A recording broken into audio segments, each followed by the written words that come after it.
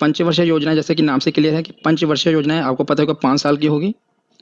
आपको सबसे पहले तो ये याद रखना है कि शुरू हुई कब से हुई और कब खत्म हुई। तो 1951 से शुरू हुई थी पंचवर्षीय योजना और कब तक की थी आखिरी 2017। उसके बाद आपको पता है कि नीति आयोग आ गया, मैं आपको उसके आगे बताऊंगा, उसके चर्चा बाद में करूंगा, पहले पंचवर्षीय योजनाओं के बारे में पढ़ते हैं। तो कई लोग क्या करते हैं, इसे याद करना शुरू कर देते हैं कि 1951 से 56, फिर 56 से 61। हमें ऐसा नहीं याद करना, हमें ये देखना है कि देखिए आपको ये याद होना चाहिए कि कितनी टोटल योजनाएं थी पंचवर्षीय, 12 योजनाएं थी। आप देख रहे हैं ना, पहली दूसरी तीसरी इसे लेके 12 पंचवर्षीय योजना बनी थी। उसमें आप ये देख रहे हैं कि 3 साल के मैंने गैप दिए हुए हैं, 1 2 और ये 3 गैप हैं इसमें। ये 3 गैप इसलिए हैं कि किसी कारणवश इन सालों में पंचवर्षीय योजना नहीं बनी थी और वार्षिक योजनाएं बनी थी। वार्षिक योजनाएं बनी थी जिस कारण ये आप हाईलाइट भी मैंने कर दिया है। इसे आप याद रखेंगे ना, बाकी आप कवर कर लेंगे। तो इसे याद कैसे रखना है मैं आपको बताता हूँ। देखिए सबसे पहले वार्षिक योजना बनी थी जिसे योजना अवकाश का नाम दिया गया 1966 से लेकर 1969 तक। किस कारणवश ये मैं आपको आगे बताऊंगा, पर अभी अब हमको ये याद करना है कि टेबल कैसे याद करना है। तो 1966 से 69 तक जिसे योजना अवकाश का नाम दिया गया, ये 3 साल तक की वार्षिक योजनाएं बनी थी। और ठीक उसके 12 साल बाद याद करने का तरीका कि हाँ हम कैसे याद करेंगे, ठीक उसके 12 साल बाद फिर योजना अवकाश लिया गया और वार्षिक योजनाएं चलाई गई। फिर ठीक उसके 12 साल बाद आप देख रहे हैं ना, 1966 में अगर आप 12 ऐड करेंगे तो 1978 आएगा, फिर 1978 में फिर आप 12 ऐड करेंगे तो 1990 आएगा। तो 3 बार योजना अवकाश लिया गया और इससे काफ़ी बार क्वेश्चन पूछा गया कि पहला योजना अवकाश कब लिया गया, दूसरा योजना अवकाश कब लिया गया और तीसरा योजना अवकाश कब लिया गया। बस आपको पहला याद होना चाहिए 1966। आप सीधा उसमें 12 ऐड करेंगे तो 1978 आ जाएगा, तब दूसरा योजना अवकाश लिया गया। अवकाश समझ रहे हैं ना कि पंचवर्षीय योजना को छोड़कर वार्षिक योजना चलाई गई जिसे योजना अवकाश का नाम दिया गया। फिर 1978 में 12 पे ऐड कर देंगे तो 1990 आ गया।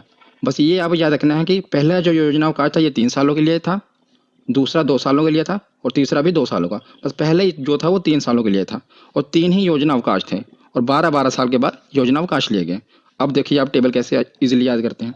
आपको 3 गैप पता लग गए, पहली और दूसरी और तीसरी तो आपको इजीली याद हो जाएंगे, 5-5 साल के थे। देखो पहले 1951 से 56, दूसरा भी 56 से 61 और तीसरा 61 से 66, 5-5 साल के। तीसरे के बाद गैप लिया गया, ये क्यों लिया गया मैंने पहले भी आपको बताया, आगे मैं बताऊंगा। तो 3 साल का योजना अवकाश था। अब इसके बाद आपको सीधा याद होना चाहिए, इसके बाद +12 1978 में ही योजना अवकाश होगा और उसके बीच में लगातार योजनाएं चलेंगी, दो बार लगातार, चौथी पाँचवीं आपको याद हो ही जाएगा। 1969 74, फिर 74 से 78, फिर 1978 से 12 साल ऐड करेंगे तो 1990 आएगा। तो जो तीसरा और आखिरी योजना अवकाश था 1990 में, उसके बीच में भी 2 योजनाएं चली थी, एक छठी और सातवीं, 5-5 साल के बाद। और तीसरे योजना अवकाश के बाद लगातार 5 वर्षीय योजनाएं चली थी, 8वीं 9वीं 10वीं 11वीं 12वीं। तो अगर हम गैप को याद कर लेते हैं तो ईजिली हम पूरे टेबल को याद कर लेते हैं, ठीक है ना। तो चलिए आगे अब हम देखते हैं टेबल के बाद। जैसे मैंने योजना अवकाश के बारे में बता दिया, अब हम पढ़ते हैं योजना आयोग के बारे में। क्योंकि जो पंचवर्षीय योजनाएं थी इसे लागू कौन करेगा, कोई ना कोई तो बॉडी होनी चाहिए ना। तो योजना आयोग बनाया गया। तो इससे क्या प्रश्न बनता है कि योजना आयोग का गठन, डायरेक्ट क्वेश्चन पूछा जाता है 1 नंबर का कि योजना आयोग का गठन कब किया गया। तो योजना आयोग का गठन 15 मार्च 1950 ईस्वी को किया गया और जो भारत के प्रधानमंत्री होते हैं वही इसके अध्यक्ष होते हैं। तो जब भारत आज़ाद हुआ था, भारत के पहले प्रधानमंत्री कौन थे, पंडित जवाहरलाल नेहरू। तो वही उस समय इसके पहले अध्यक्ष बने थे। और इसके उपाध्यक्ष कौन थे पहले, ये भी पूछा गया क्वेश्चन। तो गुलजारी लाल नंदा थे। ये भी एनटीपीसी के एक शिफ्ट में क्वेश्चन पूछा गया था कि योजना आयोग के उपाध्यक्ष कौन थे। तो याद रखिएगा गुलजारी लाल नंदा जी उसके उपाध्यक्ष थे। लेकिन जो योजना आयोग बनाई गई, सरकार ने योजना आयोग तो बना दी पंचवर्षीय योजनाएं लागू करने के लिए, लेकिन इसको एग्जीक्यूट हो रहा है अच्छी तरह से कि नहीं, जो पैसा सरकार लगा रही है सही तरह से इसका इस्तेमाल हो रहा है कि नहीं, इसकी कोई गवर्निंग बॉडी नहीं थी। तो उसके एग्जीक्यूशन के लिए एक बॉडी बनाई गई जो ये देखी कि जो पंचवर्षीय योजनाएं हैं ये सही तरह चल रही हैं कि नहीं, जो पैसा पहुंचाया जा रहा है जनता तक पहुंच रहा है कि नहीं। इसके लिए एक बॉडी बनाई गई जिसका नाम था नेशनल डेवलपमेंट काउंसिल, जिसे क्या कहा गया, राष्ट्रीय विकास परिषद। गठन हुआ था 1950 को, लेकिन उसके 2 साल बाद 6 अगस्त 1952 को इसका गठन किया गया। किसका, राष्ट्रीय विकास परिषद का गठन किया गया, जिसे एनडीसी कहते हैं। और इसका उद्देश्य क्या था कि जो योजना आयोग द्वारा लागू की गई पंचवर्षीय योजनाएं थी ये ठीक तरह से संचालित हो रही हैं कि नहीं, बस इसका यही उद्देश्य था। तो चलिए अब हम डिटेल वाइज योजनाओं को पढ़ना शुरू करते हैं। बस जितना कुछ मैंने लिखा है इतना ही आपको पढ़ना है, इतना ही इनफ है, बस इससे बाहर प्रश्न नहीं बनेगा। सबसे पहले तो अवधि आपको याद होना चाहिए, मैंने टेबल में याद ही करा दिया कि शुरुआत हुई थी 1951 से, तो 5 साल चली थी तो 1956 तक, इससे तो आपको याद हो गया। दूसरा मॉडल, 2 योजनाएं थी जिनके मॉडल पूछे जाते हैं, एक पहली पंचवर्षीय योजना और दूसरी पंचवर्षीय योजना, काफ़ी बार पूछे गए हैं। मॉडल मतलब कि किसने इसकी रूपरेखा तैयार की कि कहाँ पर फोकस करना है इस योजना में, हमें कहाँ पर पैसा लगाना है, इसको मॉडल कहा जाता है। तो हेरोल्ड डोमर मॉडल, पहली पंचवर्षीय योजना का मॉडल किसने तैयार किया था, तो हेरोडोमर मॉडल ने। और इसका उद्देश्य क्या था, मतलब हमें पहली पंचवर्षीय योजना में किस में फोकस किया हमने, तो भारत जैसे आपको पता है आज़ादी के बाद वैसे भी शुरू में ही भारत एक कृषि मतलब कृषि पर ही इसकी जो अर्थव्यवस्था थी वो निर्भर थी। तो पहले कृषि पर विकास किया गया। तो जब कृषि पर विकास कैसे किया जाएगा, उसके लिए हमें क्या शुरू, कृषि के लिए सबसे ज़्यादा जरूरी चीज़ क्या है, तो सिंचाई परियोजनाएं। तो उस समय प्रमुख कार्य भी क्या हुए थे, तो इस योजना काल में कई बड़ी सिंचाई परियोजनाएं शुरू की गई थी, जैसे भाखड़ा नंगल परियोजना, दामोदर नदी घाटी परियोजना और व्यास परियोजना।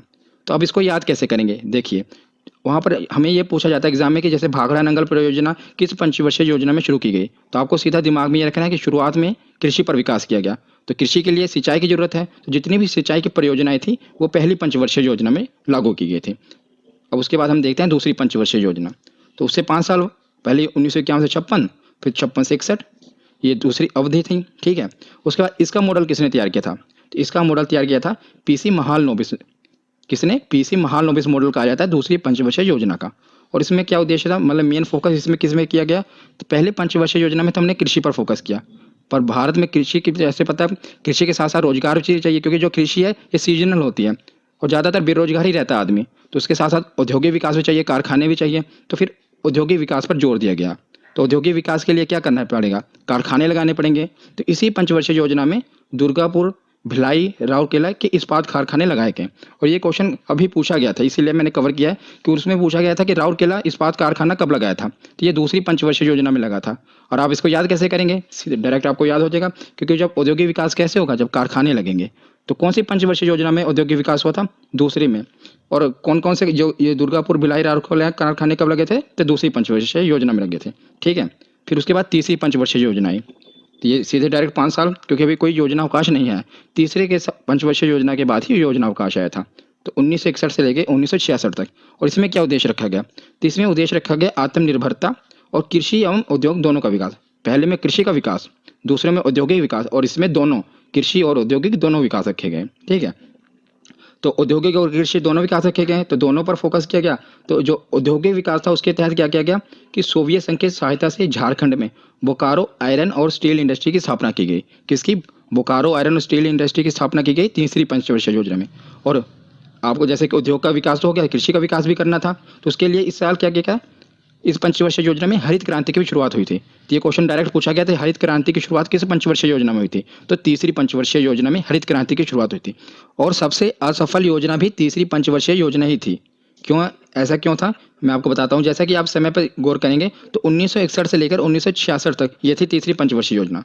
तो आपको पता होगा कि 1962 में भारत का जो चीन से युद्ध हुआ, तो एक युद्ध हुआ है भारत का चीन से। उसके बाद 1965 में फिर पाकिस्तान ने भारत पे हमला कर दिया, तो फिर भारत का पाकिस्तान से युद्ध हुआ, और पाकिस्तान को आपको पता ही है, बाकी तो इतिहास ही है। और उसके बाद 1966 में सूखा भी पड़ गया, मतलब कंगाली में आटा गीला। पहले तो 2 युद्ध भारत ने झेले, और उसके बाद 1965 में सूखा, भयंकर सूखा पड़ा था, जिस कारण ये जो योजना थी ये सबसे असफल योजना थी। मतलब जो भी टारगेट रखा था भारत ने इस पंचवर्षीय योजना में कि हम इतनी जीडीपी को हासिल करेंगे, उतना उससे आधी हासिल हुई थी, ठीक है ना। तो सबसे असफल योजना कौन सी थी, तीसरी पंचवर्षीय योजना। और कारण आपको पता लग गया कि उसमें भारत का चाइना से युद्ध हुआ, फिर पाकिस्तान का युद्ध हुआ, फिर सूखा पड़ गया। इसी कारण था जो मैंने आपको बताया था ना कि योजना अवकाश क्यों लेना पड़ा, इसी कारण, क्योंकि इतना कुछ होने के बाद जो भारत की जो अर्थव्यवस्था थी ये पटरी से उतर चुकी थी। इसके लिए अब क्या किया गया कि हम पंचवर्षीय योजना नहीं बनाएंगे, हम वार्षिक योजना चलाएंगे, ताकि जो भारत की अर्थव्यवस्था है पहले इसको पटरी पर लाया जाए, फिर हम रखेंगे टारगेट। इसलिए 3 साल की वार्षिक योजनाएं बनाएगी, जिसे योजना अवकाश का नाम दिया गया। इसीलिए लिखा मैंने कि तीसरी पंचवर्षीय योजना के विफल होने के कारण इसे रोक दिया गया, और 3 वर्षों की अवधि के लिए वार्षिक योजना चलाएगी। और उसके बाद फिर लगातार चलेगी, और इसके 12 साल बाद फिर योजना अवकाश लिया जाएगा, ठीक है ना। तो चौथी पंचवर्षीय योजना, अब इसमें कोई मॉडल हमने याद नहीं रखना, बस इसका अवधि आपको याद रखनी है। 1969 से 74, जैसे आपको पता है कि 3 साल का अवकाश लिया गया, उसके बाद 1969 से 74 5 साल की योजना चली। और इसमें क्या उद्देश्य था कि स्थिरता के साथ आत्मनिर्भरता और कृषि तथा सिंचाई पर महत्व दिया गया, कृषि और सिंचाई पर महत्व दिया गया। सबसे इंपॉर्टेंट है इसमें कि इसी योजना में भारत की कृषि वृद्धि दर सबसे अधिक रही थी। मतलब जितनी भी पंचवर्षीय योजना बनी थी, सबसे अधिक कृषि दर किस पंचवर्षीय योजना में थी, तो याद रखिएगा चौथी पंचवर्षीय योजना में। और इसमें प्रमुख कार्य क्या हुए थे, तो 14 बैंकों का राष्ट्रीयकरण हुआ था, ये काफ़ी इंपॉर्टेंट है। और जो इसरो की स्थापना भी इसी पंचवर्षीय योजना में थी, ये तो दोनों काफ़ी इंपॉर्टेंट है, याद रखिएगा। चौथी पंचवर्षीय योजना में 14 बैंकों का राष्ट्रीयकरण हुआ था, नेशनलाइजेशन हुआ था, और जो इसरो की स्थापना भी चौथी पंचवर्षीय योजना में ही हुई थी। तो चौथे के बाद अब हम पढ़ते हैं 5वीं पंचवर्षीय योजना। ये भी काफ़ी इंपॉर्टेंट है, मैं आपको बताऊंगा क्यों इंपॉर्टेंट है। तो इसका अवधि थी 1974 से 78 तक, और इसका उद्देश्य था गरीबी उन्मूलन और आत्मनिर्भरता पर बल। ये आपसे नहीं पूछा जाएगा, आपसे पूछा क्या जाएगा, मैं आपको डायरेक्ट बताता हूँ। आपसे ये पूछा जाएगा कि गरीबी हटाओ का नारा कब दिया गया। तो पाँचवीं पंचवर्षीय योजना में 1974 से 78 के दौरान इंदिरा गांधी की सरकार थी, और गरीबी हटाओ का नारा दिया गया था कब, पाँचवीं पंचवर्षीय योजना में। आपको से बस यही क्वेश्चन पूछा जाता है कि बताइए गरीबी हटाओ का नारा कब दिया गया था, तो आपको बताना कि पाँचवीं पंचवर्षीय योजना के दौरान। और ये एक इकलौती ऐसी योजना थी, पंचवर्षीय योजना, जो केवल 4 साल चली थी। बाकी जितनी भी पंचवर्षीय योजना है 5 साल चली थी। हाँ, योजना अवकाश वो अलग बात है, उसे पंचवर्षीय योजना में काउंट नहीं किया गया, लेकिन ये इकलौती पंचवर्षीय योजना थी जो केवल 4 साल चली थी। और आप इसे याद कैसे रखेंगे, पंचवर्षीय योजना कितने साल की होती है, 5 साल की। तो पाँचवीं ही पंचवर्षीय योजना थी जो केवल 4 साल की थी। पंचवर्षीय योजना 5 साल की होती है, लेकिन जो पाँचवीं पंचवर्षीय योजना थी ये केवल 4 साल की थी। इसे आप याद रख सकेंगे। और गरीबी हटाओ का नारा भी इसी पंचवर्षीय योजना के दौरान दिया गया था। ये 4 साल क्यों चली थी, इसके पीछे ये कारण था कि जो 4 साल के बाद क्या हुआ, इंदिरा गांधी की सरकार गिर गई थी और जनता पार्टी की सरकार आ गई। तो जो जनता पार्टी की सरकार में प्रधानमंत्री बने थे मोरारजी देसाई जी, और उनकी सरकार ने क्या किया कि वो जो पंचवर्षीय योजना थी उसे बंद कर दिया और वार्षिक योजना चलाई गई। तो जो वार्षिक योजना 2 साल की चलाई गई, जिसे दूसरा योजना अवकाश का नाम दिया गया। तो मोरारजी देसाई के नेतृत्व में पंचवर्षीय योजना को बंद कर दिया गया और वार्षिक योजना चलाई गई।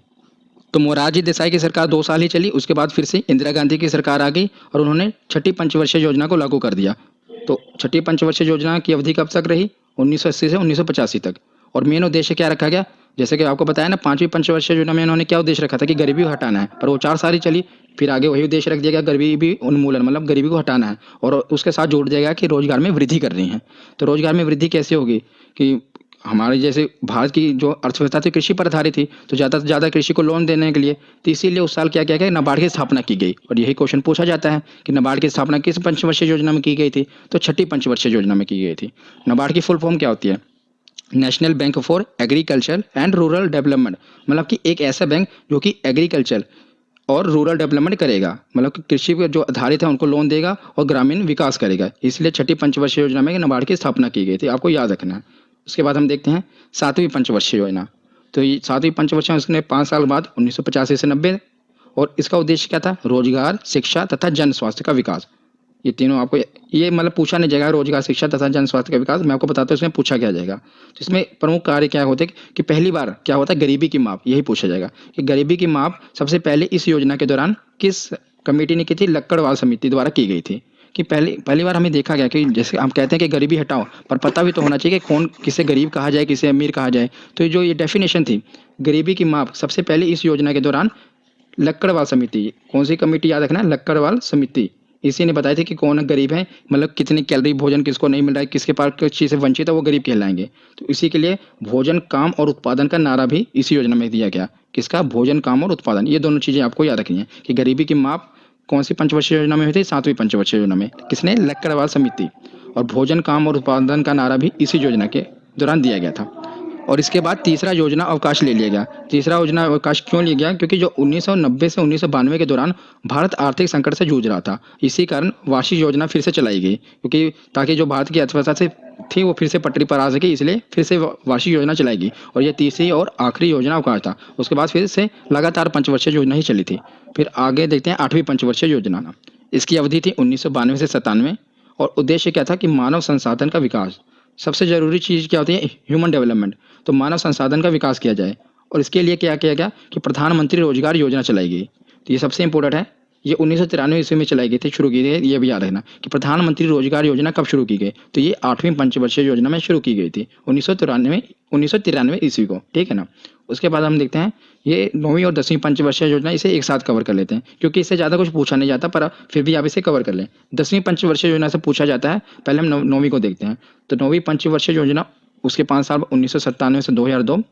इसका उद्देश्य क्या क्या रखा गया कि न्यायपूर्ण वितरण एवं समानता के साथ विकास। न्यायपूर्ण वितरण मतलब कि जो भी हम सरकार दे रही है पैसा, वो न्यायपूर्ण सही तरह से जाए और समानता के साथ विकास, ठीक है ना। तो 10वीं पंचवर्षीय योजना देखते हैं, क्योंकि इससे ज़्यादा क्वेश्चन बनते नहीं हैं, फिर भी हमने पढ़ लिया। 10वीं पंचवर्षीय योजना से क्वेश्चन बनता है, और क्या बनता है मैं आपको बताता हूँ। पहले तो इसकी अवधि याद रखनी है कि 2002 से 2007, और गरीबी और बेरोजगारी को समाप्त करना इसका उद्देश्य था। पूछा इसमें ये जाता है कि अगले 10 वर्षों में प्रति व्यक्ति आय दुगनी करना, ये उद्देश्य कब रखा गया था। तो ये 10वीं पंचवर्षीय योजना में रखा गया था। सीधा आप इसे याद कैसे कर सकते हैं, एक तो 10वीं पंचवर्षीय योजना और 10 वर्षों में ही प्रति व्यक्ति आय को दुगनी करना, कि इसमें